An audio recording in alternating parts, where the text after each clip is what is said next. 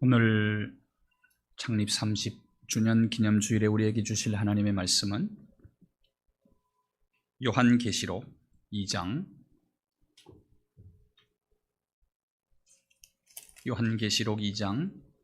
1절에서 5절까지의 말씀입니다.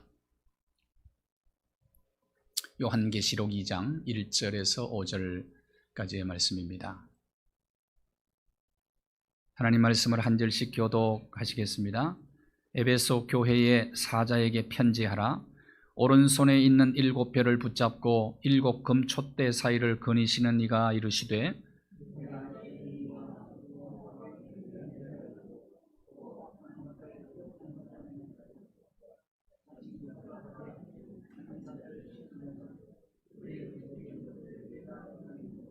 또 내가 참고 내 이름을 위하여 견디고 게으르지 아니한 것을 아노라.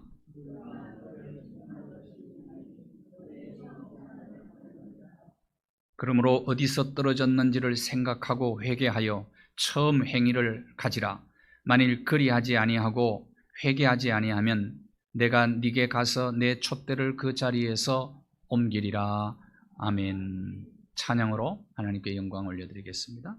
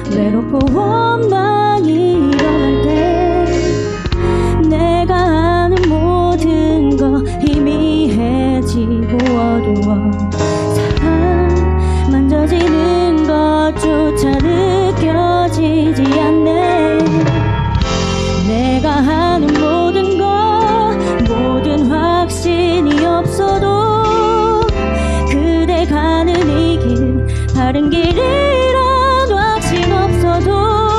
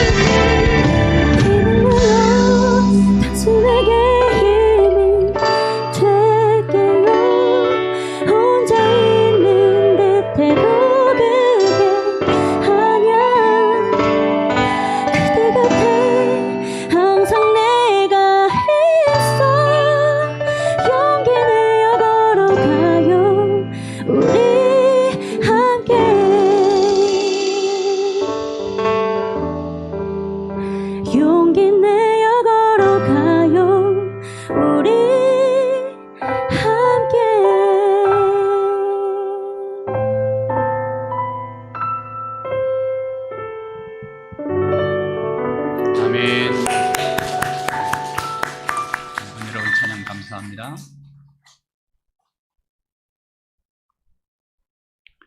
교회 창립 30주년, 하우링 좀 잡아주세요. 교회 창립 30주년 주일입니다. 1990년 9월 17일 우리가 창립 예배를 드렸습니다. 지난 30여 년의 세월을 뒤안길을 되돌아보면 아름다운 추억들이 참 많이 있습니다. 창립 예배를 드리기 전에 지금 제 기억으로는 첫 번째 예배를 드린 제가 인도한 예배가, 설교한 예배가 이재현 집사님 댁이었습니다. 그때 처음 예배 가족들을 만났고, 두 번째는 황금년 장로님 댁, 그리고 세 번째가 한순녀 권사님 댁에서 세 번 예배를 인도하고, 뚝섬역 옆에 교회당을 마련하고 우리가 예배를 드리기 시작하다 3년 만에 이 공간으로 저희들이 오게 되었습니다. 참으로 아름다운 일들이 참 많이 있었죠. 함께 예배하던 분들 가운데 세상을 떠나신 분들도 참 많이 계십니다.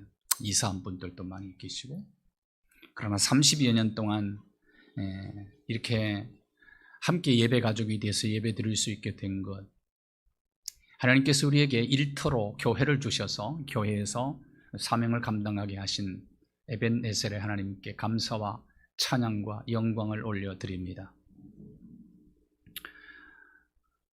여러분은 왜 교회에 다니십니까? 교회에 다니는 목적이 무엇입니까? 여러분의 소원대로 여러분의 자녀들이 하는 모든 일들이 만사형통하고, 그걸 위해서, 그리고 여러분의 노후 대책을 위해서 예수님이 십자가에 달려 돌아가셨을까요? 만일에 교회 다니는 목적이 그것 때문에 다닌다면 돼지 머리를 앞에 놓고 내 소원 이루어 달라고 간절하게 기도하고 비는 굿하는 사람하고 별 차이가 없지 않겠습니까? 다를 바가 없지 않겠습니까? 만일에 그것이 교회 다니는 목적이라면 그들의 정성과 그들의 열정에 비해서 우리는 그들을 따라갈 수가 없어요. 그것이 교회 다니는 목적이겠습니까?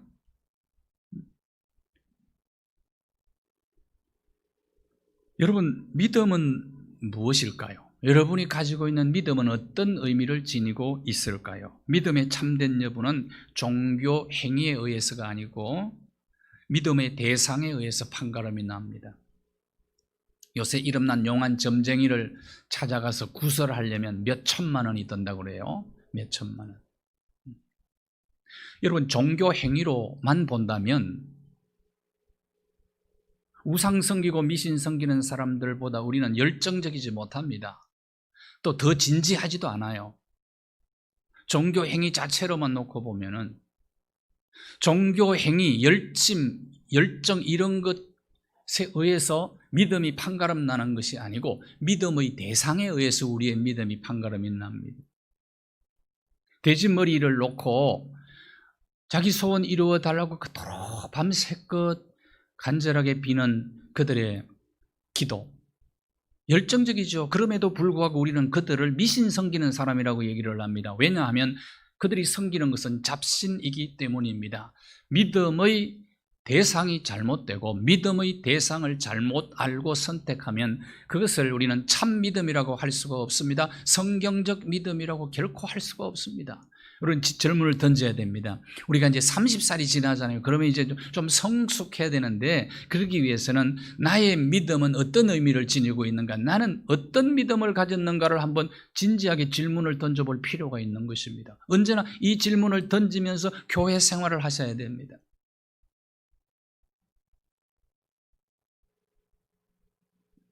예수 그리스도를 믿는다는 것은 예수님을 믿기 전과는 전혀 다른 차원의 삶을 사는 사람이라는 뜻입니다. 예수님 오심으로 BC와 AD가 나누어지되 Before Christ 그리고 Anno Domin이라고 그러는데요, 이렇게 나뉘어집니다. 이전과 이후가 완전히 다른 역사입니다. 요새는 BC와 AC랍니다. Before 코로나, F도 코로나. 그래가지고 BC, AC로 나누더라고요. AC로. 예? 여러분, 예수 믿기 전에 가졌던 것과 여러분이 예수 믿고 난 다음에 예수님 믿고 난 이후에 여러분이 가지고 있는 가치관, 인생관, 물질관, 역사관, 내세관, 이런 것들이 어떻게 바뀌었습니까? 그럼 만약에 안 바뀌었다 그러면 그 이유는 무엇일까요? 그리고 처음에는 좀 바뀌었는데 다시 옛날로 회귀했다면 그 이유는 도대체 무엇일까요? 우리는 진지하게 이런 질문을 던지면서 신앙생활을 하고 교회 생활을 하셔야 됩니다. 종교적 어떤 열정적인 행위가 믿음과 정비례한다고 생각하면 이것은 잘못된 생각입니다. 잘못하면 그건 미신일 수도 있다 이 말이죠. 오늘 2장 1절은 에베소 교회에 보낸 편지라고 소개하고 있습니다. 오늘 본문은 소아시아 7교회 중에 가장 으뜸 교회인 에베소 교회에 보낸 편지의 내용입니다. 이렇게 쓰여 있습니다. 오른손에 있는 7뼈를 붙잡고 7 금촛대 사이를 거니시는 예수 그리스도께서 이렇게 말씀을 하고 계십니다.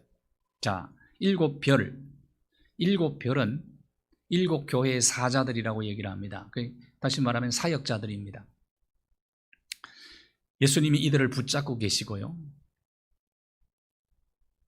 여러분, 30여 년 동안 저희가 교회라는 일터에서 함께 아름다운 사역을 감당할 수 있게 된 것은 교회의 머리 되신 예수님께서 저와 여러분을 붙들어 주셨기 때문이라고 믿습니다. 주님이 붙잡아 주신 것이죠. 저는 지난 한 주간 교회를 생각하면서 이렇게 찬송을 불렀어요. 주님여 이 손을 꼭 잡고 가소서. 약하고 피곤한 이 몸을 폭풍 후 허감 속 해치사 빛으로 손잡고 날 인도하소서.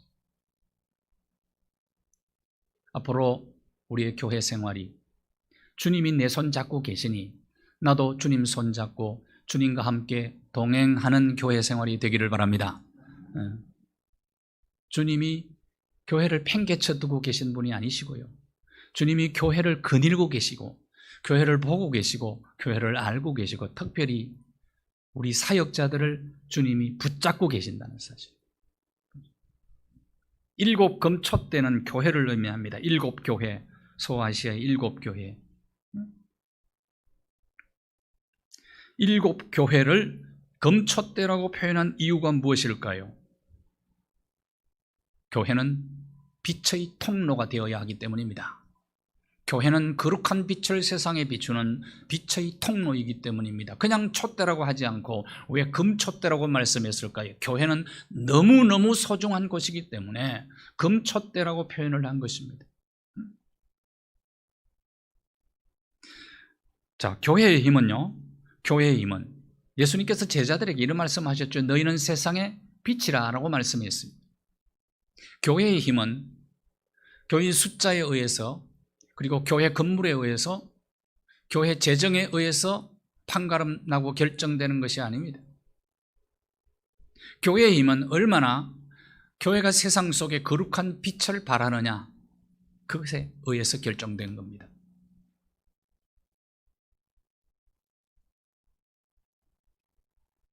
대체적으로 외형적으로만 생각합니다. 힘 있는 교회는 어떤 교회인가? 건물 크고 사람 많이 모이고 헌금 많이 모으면은 그것이 힘 있는 교회다라고 하지만 주님이 보실 때는 그렇게 보지 않는다는 거예요. 얼마나 그 교회가 거룩한 빛을 세상 속에 발하느냐. 금촛대이니까.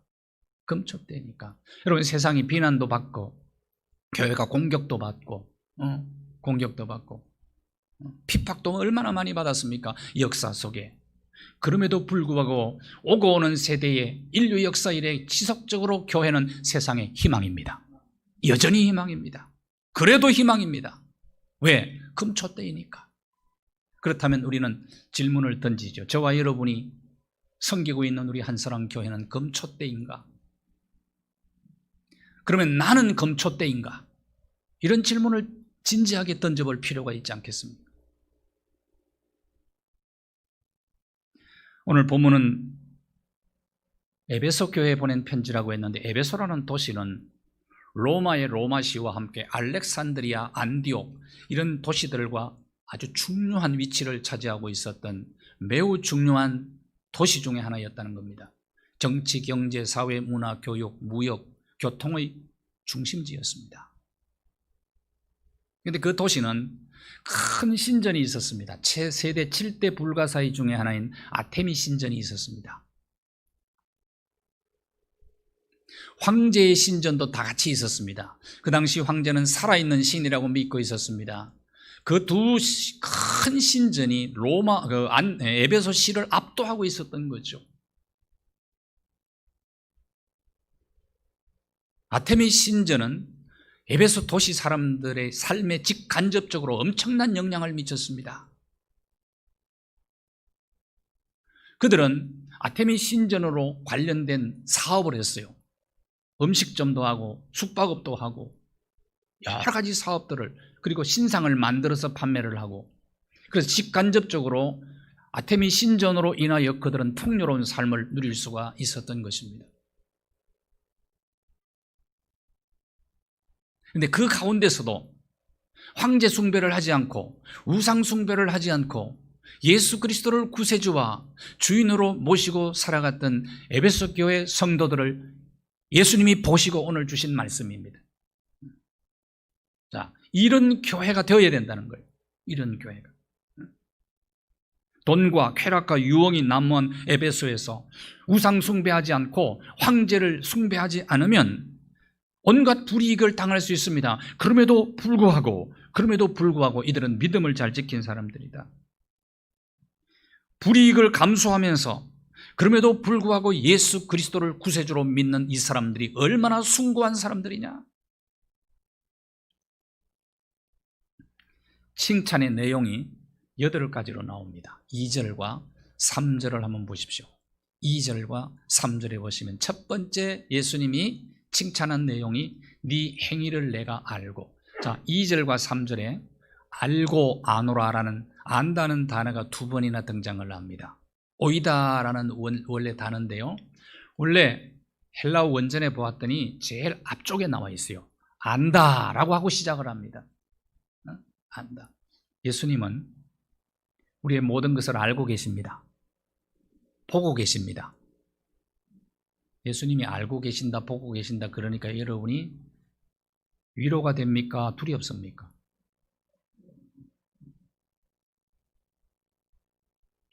모든 것을, 시간과 공간을 초월하시는 예수님은 모든 것을 알고 계시는데, 그런데 에베소 교회의 행위를 아신다. 무슨 말일까요?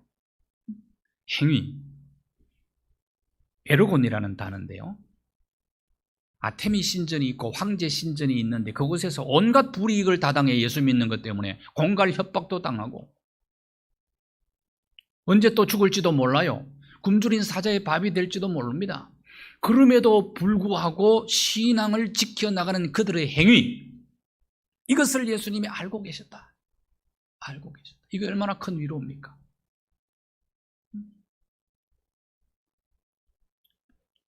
두 번째, 수고를 한다 그랬어요.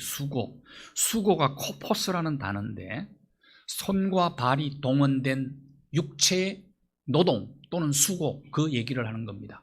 포코스라는 단어.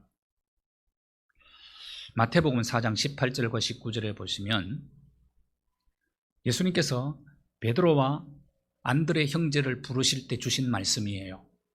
그들이 갈릴리 바다에서 그물 던지는 것을 보시고 너희 나를 따르면 내가 너희를 사람 낚는 어부가 되게 하리라. 이것은 예수님께서 그의 제자가 되게 하시겠다, 사도로 만들겠다, 그런 말씀이거든요. 이게 중요한 단어가 사람 낚는 어부라는 단어입니다. 원전에 보니까 사람 낚는이라는 형용사가 없이 사람의 어부로 되어 있습니다. 베드로와 안드레가 갈릴리 바다에서 열심히 물고기를 잡은 이유가 무엇입니까? 자기 유익을 위해서 잡은 것 아니겠어요? 그러면 사람 낚는 어부가 되게 한다면 너는 물고기 잡아 유익을 얻은 것처럼 많은 사람이 전도하게 되면 너는 유익을 얻을 것이다. 예수님께서 그런 말씀으로 하신 것일까요? 오늘날로 말하면 네가 교회를 크게 키워서 교인 수가 많아지고 재정이 많아지면 목사 네가 유익을 얻을 것이다, 이런 말씀일까요? 그게 아니에요. 사람의 어부란 말은, 사람의 어부로 돼 있어요. 사람의 어부란 말은 어부가 유익을 얻는 것이 아니고 상대방이 유익을 얻는다고 말해요. 이 일을 위해서 그물을 던지라. 그물을 던지는 것은 참 어렵고 힘든 일이고 고달픈 일이죠. 그물을 걷어 올리는 것도요, 여러분, 그물을 걷어 올리려면 머리끝부터 발끝까지 모든 세포를 총동원을 해야 됩니다. 총동원. 이런 수고를 에베소 교회 교인들이 했다는 거예요. 이것도 에베소 교회 성도들이 예수 믿고 새 사람 되고 난 다음에 자신의 유익을 위해서 이런 수고를 한 것이 아니고 하나님과 이웃을 유익하게 하기 위해서 모든 세포를 총동원해서 수고했다. 교회가, 교인들이. 예수님이 이것을 칭찬한 것입니다. 칭찬. 세 번째 칭찬 내용이 인내를 알고. 자, 다시 보세요. 2절 3절에 인내를 알고. 인내라는 단어가 휘포모넨이라는 뜻인데 뭐뭐 아래 머무르다 그런 뜻입니다. 하나님의 권위 아래 머문다 라는 뜻이에요. 하나님의 권위 안에, 하나님의 언약이 성취되기까지는 여러분 인간의 인내가 필요합니다. 하나님의 약속은 현찰로 주어지는 것이 아니고 약속음으로 주어집니다. 현찰로 주시는 게 좋겠죠. 약속음으로 주어진다는 말은 약속음의 기일을 하나님이 정하시는 거예요. 아브라함에게 아들 준다고 약속해놓고 약속음으로 준 거잖아요. 25년을 인내했어야 돼요. 25년. 요셉은요 13년 동안 인내했어야 됩니다. 기일을 하나님이 정하기 때문에 우리는 그때까지 인내하는 거예요. 이 인내가 믿음입니다. 여러분의 믿음이 어떤 의미를 지니고 있는가 제가 질문을 던졌습니다. 이것이 믿음입니다. 때로는 모든 것이 끝난 것처럼, 망한 것처럼, 손해보는 것처럼 이렇게 기다리는 과정 속에서 그렇게 느껴질 때가 있다 이 말이죠. 그럼에도 불구하고 하나님의 약속 안에 내가 머물고 있는 거예요. 하나님의 주권 아래 내가 머물고 있는 게 인내란 말이죠. 이게 믿음입니다. 이게 믿음. 이 믿음을 예수님께서 아시고 칭찬하고 계신 것입니다. 어떻게 그러면 우리가 인내할 수 있을까요? 그 오랜 시간 동안 말씀 아래 거하면 그래 돼요. 하나님의 권위 아래 우리가 머물고 있으면 그 하나님의 말씀이 나를 인도하십니다. 인도하셔서 고난의 과정을 겪는 그 동안에 하나님의 말씀이 나를 인도하셔서 나를 단련하시고 하나님이 원하시는 작품 인생으로 나를 빚어가시는 것입니다. 이게 믿음이라니까요. 믿음. 요셉이 그런 인생 되지 않았습니까? 13년 만에. 야곱은 130년 동안에 빚어지지 않았습니까? 오랜 세월을 지나면서.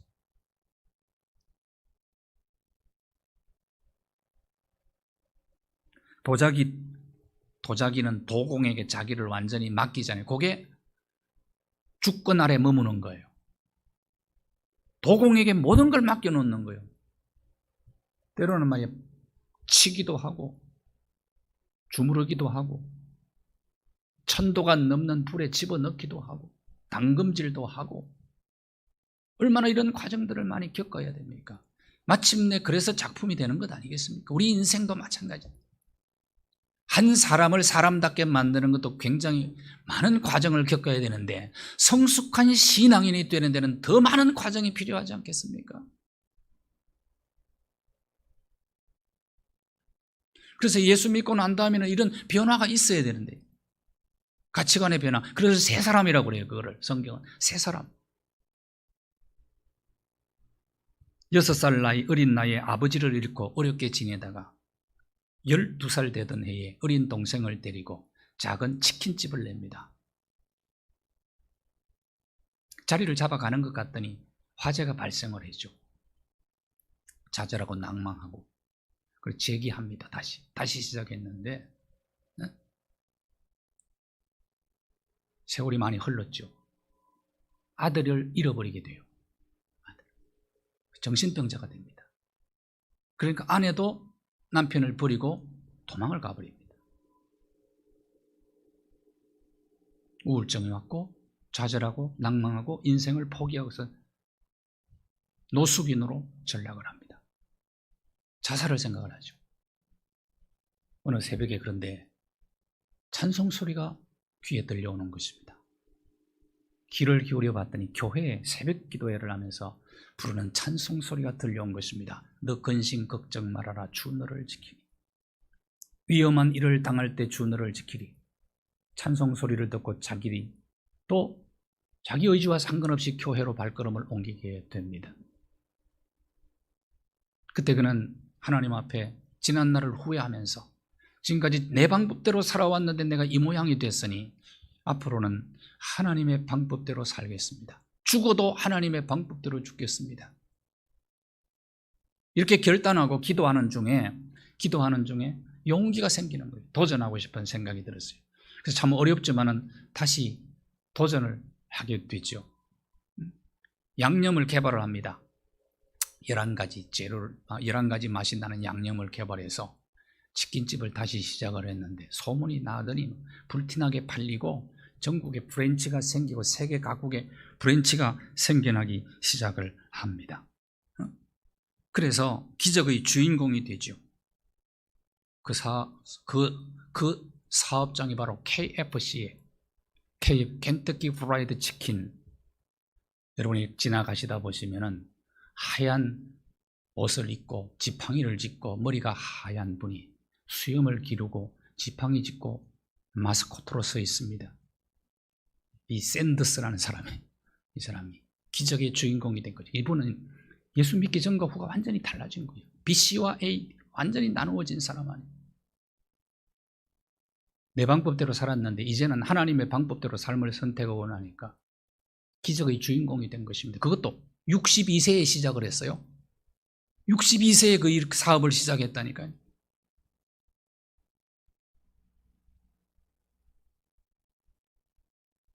하나님의 주권 아래 머물면 하나님이 우리의 삶을 책임지시고 인도하십니다. 네. 그래서 에베소 교회 교인들이 주권 아래 머물렀기 때문에 인내가 가능했다는 거예요. 그 말씀이 그들을 인도해 간 것입니다. 하나님의 말씀.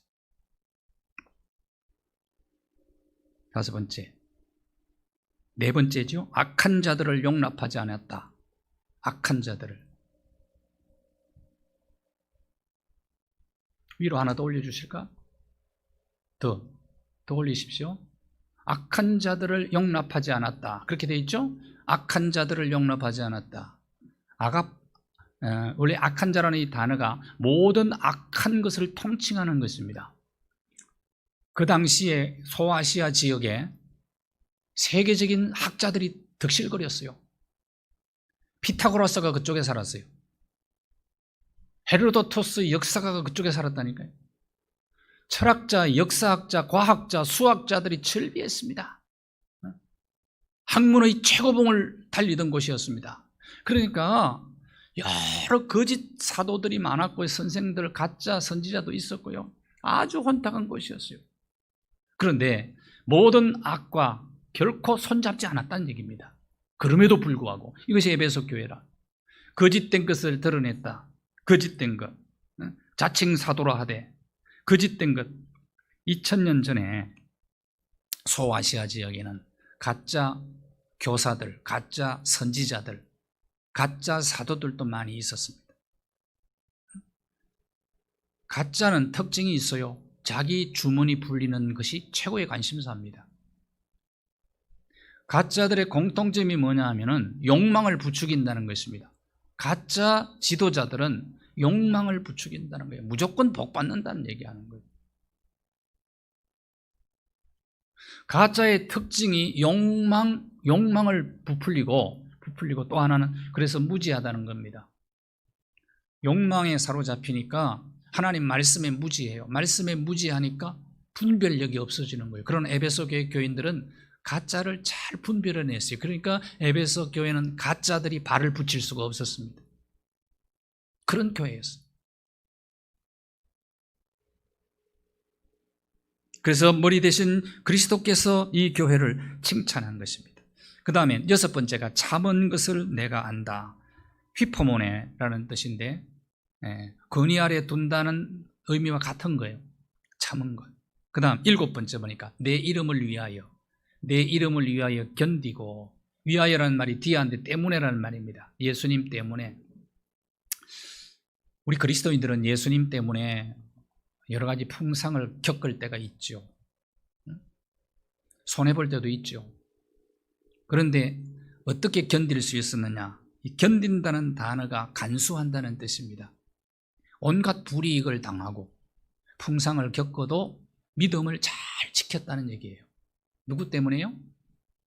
예수님 이름 때문에, 예수님 때문에, 예수님 때문에. 이것이 에베소 교회 교인들입니다. 온갖 세상의 풍상과 시련을 견딜 수 있었던 것은, 그러면서 신앙을 지킬 수 있었던 것은 바로 예수 그리스도의 이름 때문이라고 얘기합니다. 선한 일을 하다가 고난당하면 우리가 어떻게 생각합니까?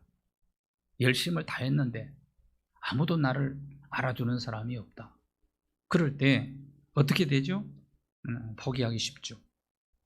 그럼에도 불구하고 주님이 보고 계신다. 주님이 알고 계신다. 사람은 몰라줘도 주님은 아신다. 그럴 때 내 신앙을 간수할 수가 있는 거예요. 에베소 교회 교인들은 이렇게 본다면 굉장히 성숙한 교인들이었단 말이죠. 칭찬거리가 너무 많아요. 그래서 어떤 도전도 뚫고 나갈 수 있는 힘이 어디서 되느냐? 예수님 때문에라는 것입니다. 예수님 때문에. 예수님 때문에. 예수님이 우리의 동력이라는 말이죠. 삶에.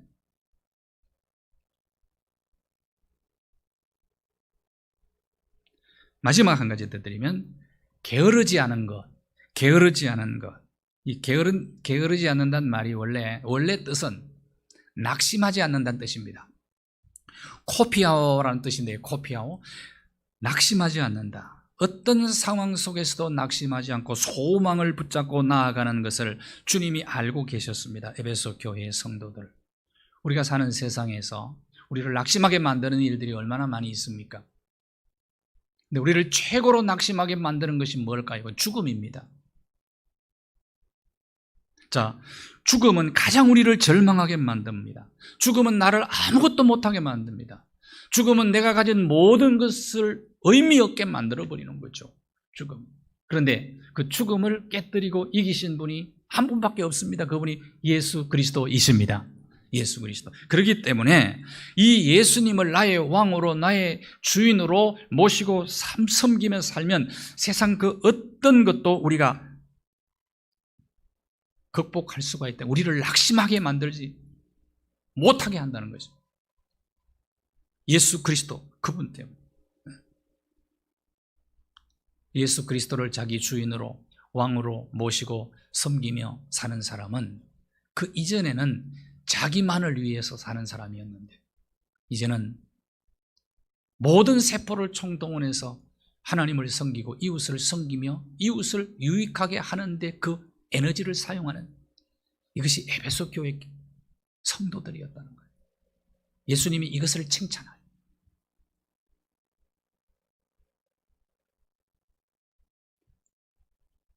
8가지가 예수 그리스도 안에서 새 사람 된 사람들이 새로운 삶을 사는 내용들이었습니다. 8가지. 저와 여러분이 말씀을 삶으로 살아내게 되기를 바랍니다. 주님이 우리 교회를 바라보고 이런 교회 되기를 주님이 원하시지 않겠어요?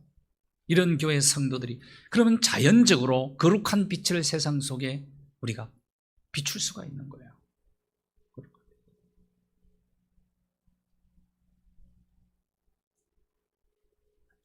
에베소 4장 22절과 24절까지 말씀을 보십시오. 에베소 교회에 쓴 편지 내용이죠. 에베소 교회 4장 22절부터 24절까지 우리 같이 한번 읽어보겠습니다. 시작.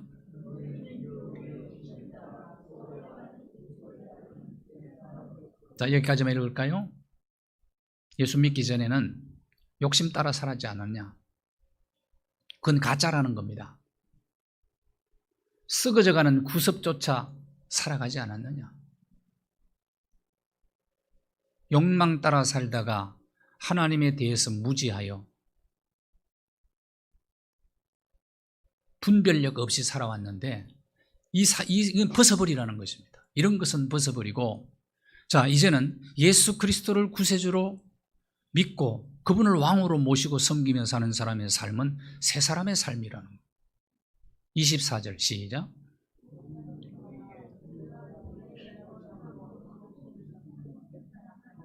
욕심 따라 구습 따라 살지 말고 하나님 따라 살아라.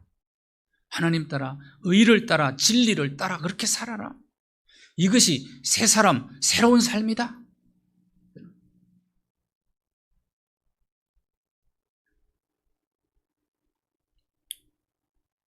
에베소 교회는 첫사랑의 감격이 살아있는 교회였습니다. 요한복음 13장 34절과 35절에 예수님이 제자들과 헤어지기 전에 십자가를 앞에 두고 예수님이 주신 세 사람에게 주신 계명이 있습니다. 34절과 35절 함께 읽을까요? 시작.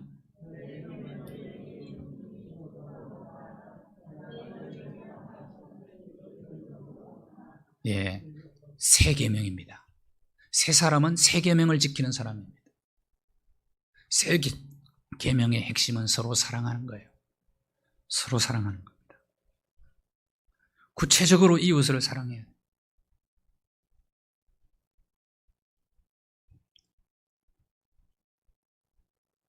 성경 다음으로 많이 팔린 책이 있습니다. 카네기가 쓴 인간관계론입니다. 이 책의 핵심 키워드가 있다면 인정과 칭찬이에요. 사람을 인정하고 칭찬하라는 겁니다. 이 책을 쓰면서 카네기는 미국에서 가장 악명 높기로 유명한 싱싱 교도소를 가서 죄수들을 만납니다. 흉악범들이 많이 있었어요. 그들을 만나서 연구하면서 그가 발견한 것이 있습니다. 그것은 죄수들이 하나같이 자기가 죄인이 아니라고 생각한다는 거예요. 환경 때문에 내가 죄를 지었다고 얘기를 하고 운이 나빠서 죄 지었다. 나는 원래 그런 사람이 아니었다라고 다들 얘기한다는 겁니다. 그래서 그들과 함께 대화를 나누면서 연구하면서 발견한 것이 있습니다. 그것은 사람은 정말 인정받기를 원하고 칭찬받기를 원하는구나. 그걸 발견을 했어요. 그래서 책을 씁니다. 그 책이 바로 인간관계론이에요. 인간관계 전문가가 강의를 하러 올라가면서 탁자 위에다가 목이 부러진 바이올린을 올려놓고 청중들에게 이렇게 얘기합니다. 여러분, 이 바이올린 얼마에 사가시겠습니까? 다들 비웃었어요. 목 부러진 바이올린을 사가라고?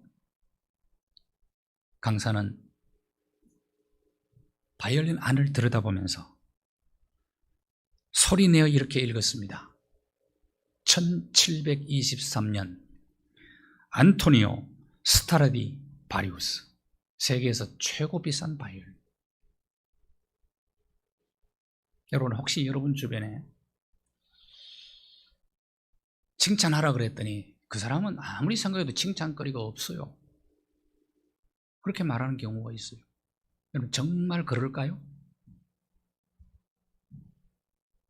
하나님은 사람에게 하나님의 형상을 주었어요. 이게 가장 큰 가치입니다. 사람을 유심히 살펴보세요. 사람을 자세히 들여다보세요. 인정하고 칭찬할 만한 가치가 사람 속에는 다 들어있습니다. 그리고 특별히 크리스찬들 속에는 보배이신 예수님이 계시지 않습니까? 칭찬거리 없다고 말하지 마세요.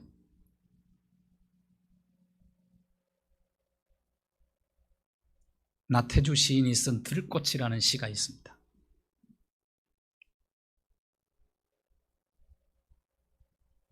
자세히 보아야 예쁘다. 오래 보면 사랑스럽다. 네가 그렇다. 구체적으로 사랑을 실천하는 거예요. 칭찬하고 인정해 주는 일을 좀 하자.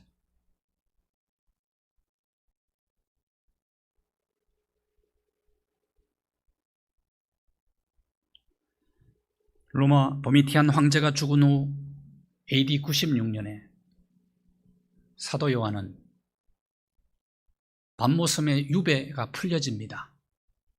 에베소 교회로 와서 마지막에 목회를 하세요. 거의 90이 넘으신 분. 백발의 노구로 강대상에 올라가면 설교를 오래 할 수 없겠죠. 간단하게 설교를 했는데 설교 18번지가 있다고 그래요. 설교 18번. 사도 요한, 에베소 교회를 목회했던 사도 요한의 어머니 마리아를 거기서 모셨다고 그러는 얘기도 있습니다. 예수님의 어머니 마리아.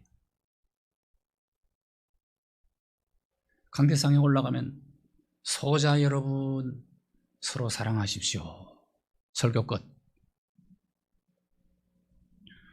그 하루는 이제 제자들이 부추기고 올라가는 거예요. 부추기고 올라가서 강대상에 올라가면서 귓속말로 선생님 오늘은 새로운 설교를 좀 해 주십시오. 강대상에 서서 두 손을 높이 드시고 소자 여러분 서로 사랑하십시오.